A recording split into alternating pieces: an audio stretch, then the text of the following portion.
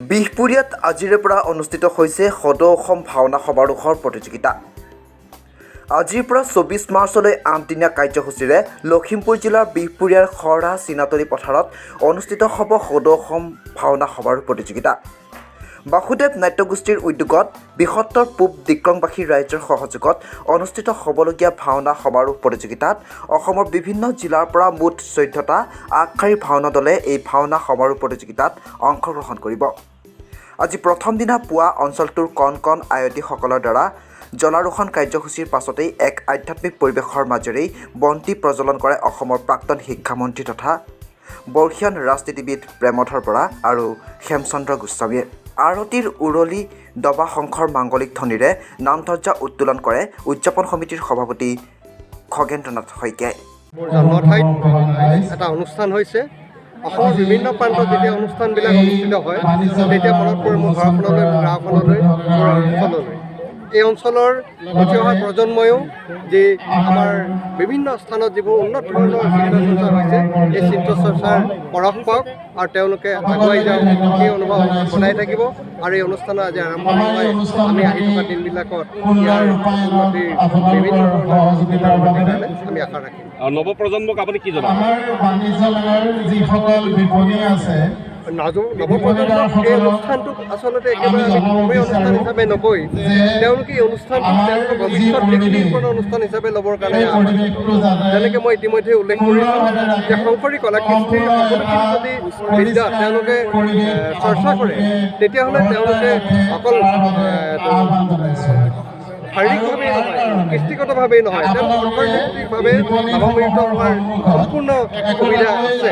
তাক খালি আমি সুচাৰুৰূপে পৰিচালিত কৰি চৰ্চা কৰি আমি বাহিৰলৈ উলিয়াই লৈ যাব লাগে আৰু সেইটোৱে নিশ্চয় সেই প্লেটফৰ্মত আমি যদি দিব পাৰোঁ নজন প্ৰজন্মক নিশ্চয় উৎসাহিত কৰিম। আমি আশাবাদী। আমি সদৌ অসম ভাওনা সমাৰোহ বাসুদেৱ নাট্যগোষ্ঠীৰ উদ্যোগত আৰু পূব দিক্ৰংবাসী ৰাইজৰ সহযোগত ৮দিনীয়াকৈ আমি অনুষ্ঠিত কৰিবলৈ সিদ্ধান্ত কৰি আজি ইয়াৰ প্ৰথম কাৰ্যসূচী আমি আয়োজন কৰিলোঁ। প্ৰথম কাৰ্যসূচী আমাৰ জলাৰোহণ ইতিমধ্যে হৈ গৈছে।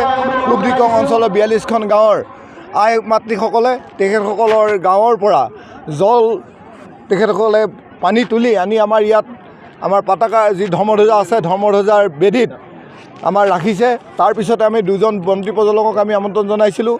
অসমৰ প্ৰাক্তন শিক্ষামন্ত্ৰী শ্ৰীযুত প্ৰেমধৰ বৰা ছাৰ, তেখেত আমাৰ এই মুখ্য উপদেষ্টা উদযাপন সমিতি, লগতে আৰু এগৰাকী ব্যক্তিক আমি আমন্ত্ৰণ জনাইছিলোঁ শ্ৰীযুত হেমচন্দ্ৰ গোস্বামীদেৱ, নাচনীপাৰ সত্ৰৰ উপদেষ্টা, বঙালমাৰা উচ্চতৰ মাধ্যমিক বিদ্যালয়ৰ অৱসৰপ্ৰাপ্ত শিক্ষক দুয়োগৰাকীয়ে আহি আমাৰ বন্তি প্ৰজ্বলনে আমাৰ অনুষ্ঠান ভাঙি ৰূপায়িত কৰিলে।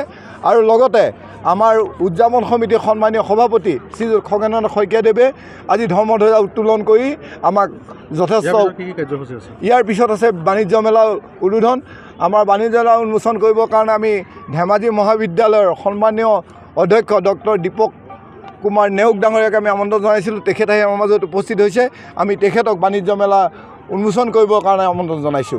কিমানটা নাট্যগোষ্ঠীয়ে অংশ ল'ব? আমাৰ ইয়াত অসমৰ বিভিন্ন প্ৰান্তৰ 14টা নাট্যগোষ্ঠীয়ে ইয়াত অংশগ্ৰহণ কৰিব।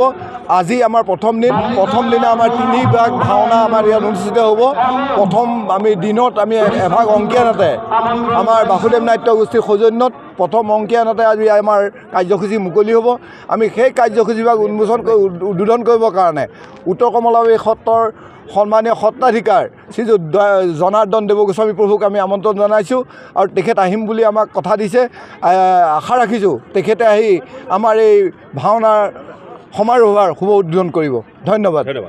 লখিমপুৰৰ পৰা ৰাতুল নেওগৰ ৰিপৰ্ট, আছাম ফ্ৰণ্ট।